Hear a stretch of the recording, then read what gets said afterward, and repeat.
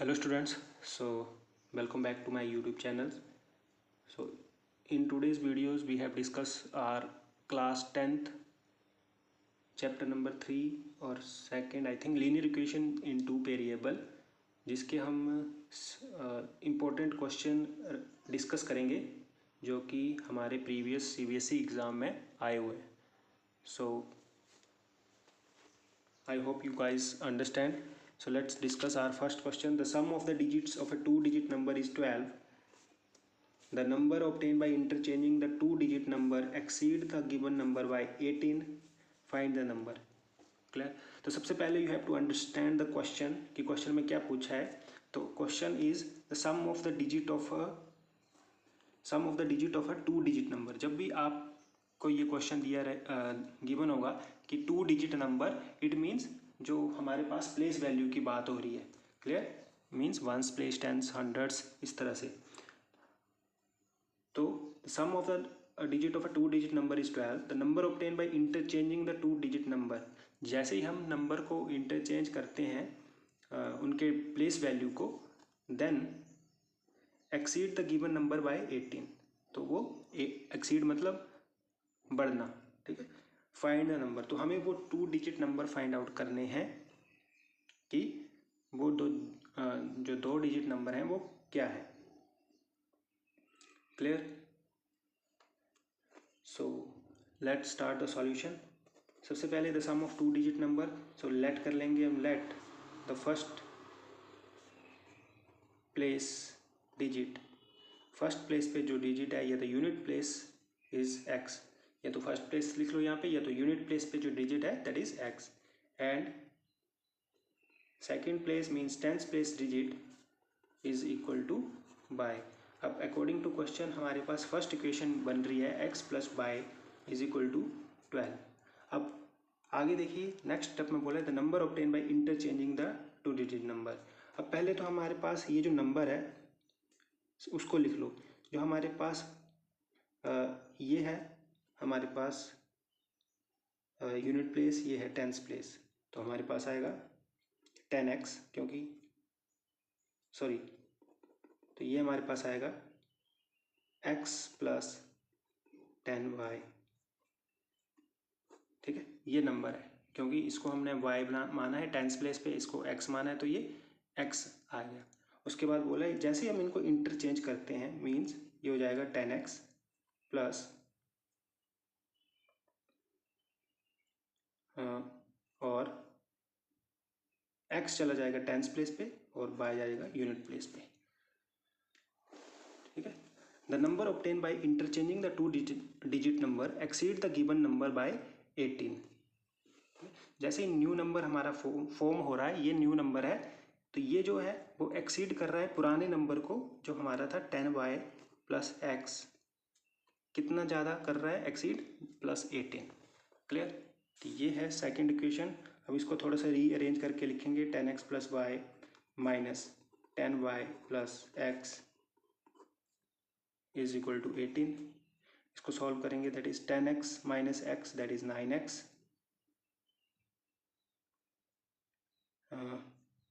Minus 9y is equal to 18. 9 common आ गया तो यहाँ आ गया x minus Y is equal to 18. x minus Y की वैल्यू आ गई हमारे पास 2. क्लियर?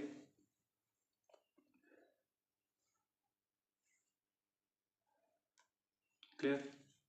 अब हम इस इक्वेशन का और इस इक्वेशन का यूज़ करके x की वैल्यू निकालेंगे.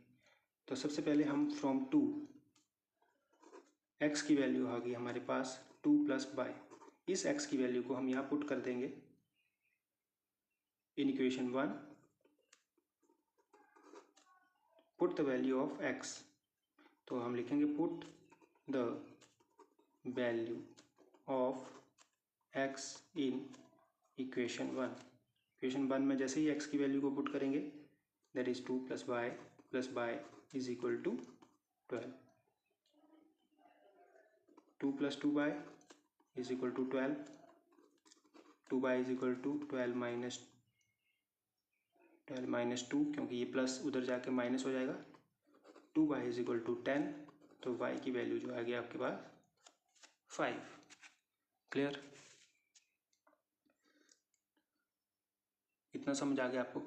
नेक्स्ट y अगर 5 आ गए तो x भी हमें निकालना है। Now put the value of y, अब किसी भी एक इक्वेशन में आप पुट कर दो, इन इक्वेशन 2 में पुट कर दो y की वैल्यू। इक्वेशन 2 है हमारे पास x minus y is equal to 2, x minus 5 is equal to 2, तो x आ जाएगा 5 उधर जाके प्लस हो जाएगा, दैट इज 7। तो जो हमारे पास 2 डिजिट नंबर थे दैट इज x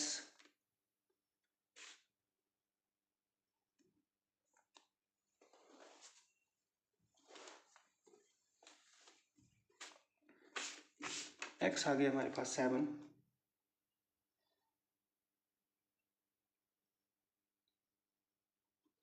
और y आ गया है हमारे पास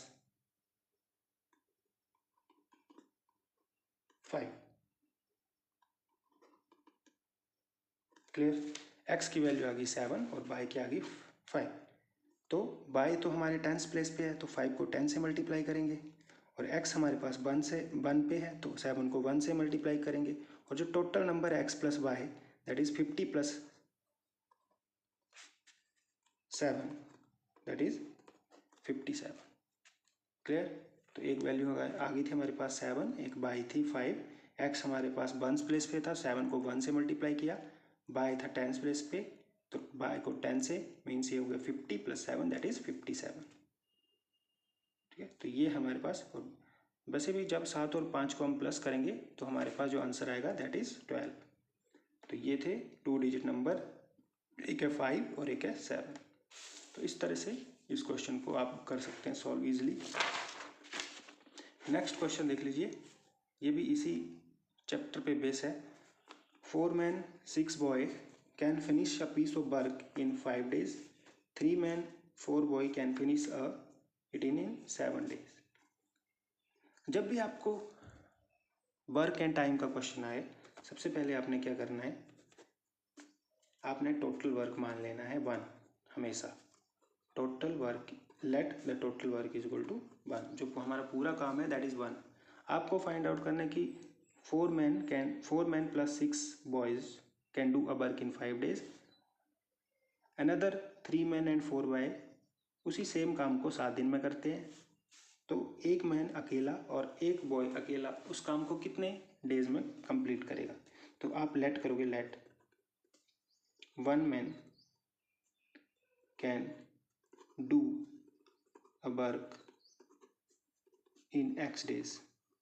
हमारा पूरा काम जो था एक माना हमने टोटल वर्क, और उस पूरे काम को कोई व्यक्ति करता है x दिन में। अब एक दिन में कितना काम करेगा वो, उस काम का आधा पार्ट, मतलब हमारा टोटल वर्क था 1 और x डेज में करेगा 1/x। उसी तरह हम मान लेंगे कि let 1 boy can do a work by days. Clear? जो बॉय है वो करता है बाय दिन में, देन एक दिन में 1 day work, 1 boy 1 day work. ठीक है, आप इस तरह भी लिख सकते हो 1 boy 1 डे वर्क। तो टोटल वर्क है हमारा 1 और बाय डेज में करेगा टोटल वर्क का कुछ पार्ट करेगा। ठीक है, एक दिन में, क्योंकि एक दिन में पूरा काम तो हो नहीं सकता। ठीक है, टोटल वर्क हमारा 1 है और एक दिन में करेगा उस काम का आधा पार्ट, कुछ पार्ट, मतलब 1/बाय। क्लियर? अब हमें यहाँ से इक्वेशन फॉर्म करनी है। ठीक है, एक दिन में 1/x काम कर रहा है एक मैन, तो 4 मैन कितने में करेंगे, 4 इंटू 1/x। ठीक है, प्लस बॉय कर रहा है एक बॉय एक दिन में कर रहा है 1/, तो 6 बॉय करना है 6 इंटू 1, मैं डायरेक्ट लिख रहा हूँ 6/y, और दोनों मिलकर काम को करते हैं 5 दिन में। क्लियर। बट साथ में हमारे पास क्या है, नहीं, टोटल वर्क है हमारे पास 1। क्लियर, टोटल जो काम है दोनों मिलकर वो हमारा टोटल वर्क है 1।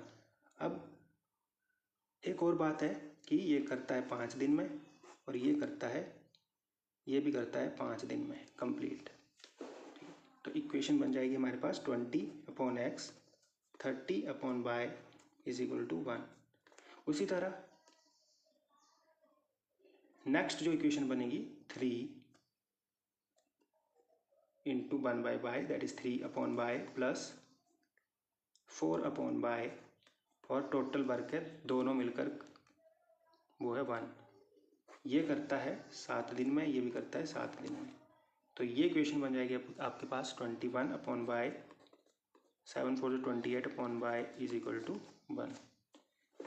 क्लियर। इसको थोड़ा सा सॉल्व करेंगे तो यह आ जाएगा 20y plus 30x/xy।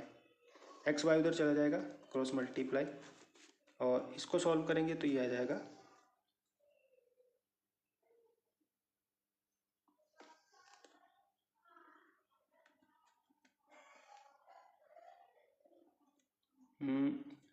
I think यहाँ पे था मैन, तो मैन हमारा x है, यहाँ पे x आएगा, तो ये हो जाएगा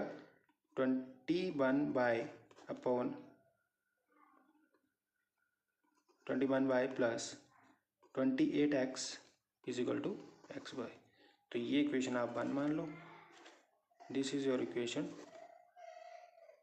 2।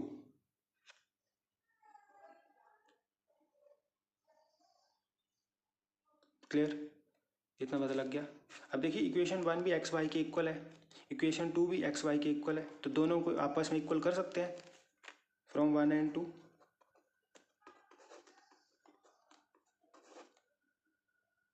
Twenty by plus 30x = 21y plus 28x। 20y y को एक तरफ रखो, 21y = 28x 30 उधर जाएगा तो माइनस हो जाएगा, तो ये आएगा 1y या y लिख लो माइनस का, और ये आएगा माइनस का 2x। तो माइनस माइनस प्लस, y की वैल्यू आ गई हमारे पास 2x। क्लियर। अब y की वैल्यू आपके पास 2x आ गई। Now what we have to do, यहाँ मैं लिख देता हूँ आपके पास, हमारे पास जो y है दैट इज y = 2x। अब हमें एग्जैक्ट वैल्यू निकालनी है, तो किसी भी एक इक्वेशन में आप y की वैल्यू पुट कर सकते हैं। यहाँ पे किसी भी एक इक्वेशन को उठा के आप y की वैल्यू उसमें पुट कर दो। फ्रॉम इक्वेशन 1 आप ले लो, from equation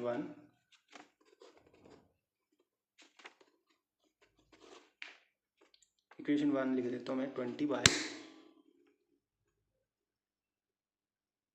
20y plus 30x = xy। Clear.